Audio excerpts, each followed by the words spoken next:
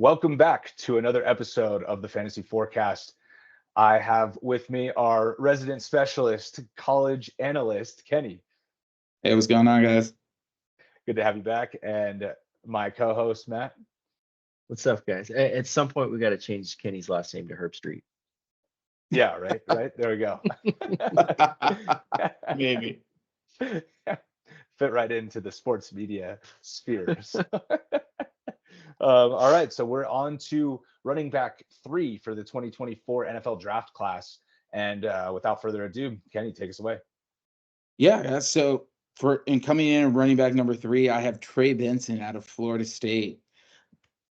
What can we say about this guy but a tremendous year? 156 carries, almost 1,000 yards, 14 touchdowns, and a very productive Florida State offense that really kind of carried the ACC as a whole, right? We see a down year from Clemson. We see kind of an uptick from some similar teams. We thought UNC was going to be a little bit better, but from the forefront, Trey Benson kind of carried that Florida State offense and led them to what a lot of people believe should have been a college football playoff appearance. Now, I'll leave that for the courts to decide, but the thing that I love about this guy, Trey Benson, really is that we should do an episode about that alone. I'll go in on that one.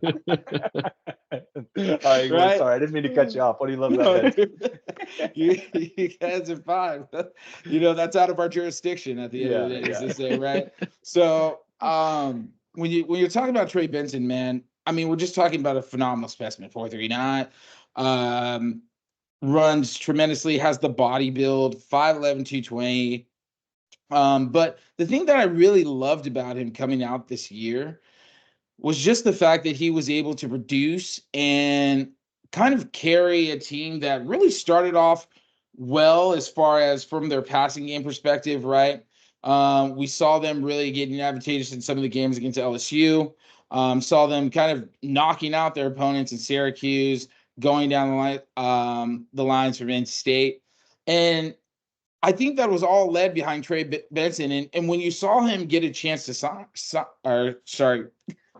you saw him get a chance to shine, he really did kind of take your breath away. He has a breakaway speed and a breakaway cutback ability that you just don't see often. And what I mean by breakaway cutback ability is that when he gets to the second level, his feet are very fast while he's in the backfield. And in Florida State's offense, right, he's coming out of the shotgun. He's able to kind of dissect the defense from that point and see his route. But when he's in a one-on-one position, his ability to make safeties miss and to make the secondary person who's on the background pursuit also miss is just uncanny. And when you look at Trey Benson, though the productivity wasn't totally there, and you saw on some of the other running backs, his projection in the NFL just can't be doubted. Physically, he is just a specimen among boys. I think the one thing that I really enjoyed about him over this last year, in 176 plays, still another 300 yards in receiving, right? Another 4 touchdowns, another touchdown in the receiving game. And I think that his hands are actually pretty fluid. Now, he can improve on the backside as far as running cut routes and or running some of those wheel routes that we see from running backs a lot of times in the NFL from the spread offense set. But I think he would work perfect in that because, again, he's getting on top of the defensive line quick. He's getting onto the linebackers quick. And then when it comes time to make plays in the background, as far as the secondary is concerned, if one guy misses, this guy is a house call. Yeah, and so I have Benson as my top running back in the class. I think he's going to be the first one taken. And you mentioned it at the top, right? The size and the speed combo, I think is just going to propel him without a clear top option. I think, they're going to look at that and how he tested and say, look, we're going to go with Benson if they're looking for a lead back, somebody who might go in round 2, maybe early round 3. To elaborate on the receiving, I think he's shown improvement in that area. And I think that's important in college. It's not necessarily who's the best receiver all the time, but if you're able to show improvement, that means that it could possibly continue to improve and can project into the NFL. And I think that's important in his case because he was actually top 5 in 2023 in yards per route run. So he didn't run a ton of routes. He doesn't have a ton of production receiving, right? You mentioned 300 yards and 4 touchdowns, but he also didn't run a ton of routes. So, when he puts up 1.4 yards per route, that's really good for a running back. And especially one of his size that also led college football in missed tackles per attempt. He was 0.4 missed tackles per attempt. So he's not as fluid, I would say, as Brooks, but he still has enough wiggle in his game to be able to make people miss, to break tackles. And I think projectability wise, I think he's the one that I would take first if I was in a position to make the decision. And there's a good chance that he does go number 1 just without the the injury concerns. And to your point, I had him number 2. He's got all the measurables, athletic freak, things like that, and not just like the forced missed tackles, but I think he like set a record over the last like 10 years of like the highest missed tackle rate or something absurd. And it's funny, it was not to get, it was very high. Yeah, it was insane. And it's funny, just to touch on your point of, maybe they should have been in the playoff. The more research I've kind of done, the last couple months into these FSU guys, they just have so many playmakers. And it's funny because when Jordan Travis went down, the whole narrative was like, their quarterback's the best. They can't win without their quarterbacks. You're like, you got these guys on defense, these guys outside of the quarterback position. But like you said, maybe a separate episode. But yeah, I think we can leave it at they lost like 50-3 to Georgia.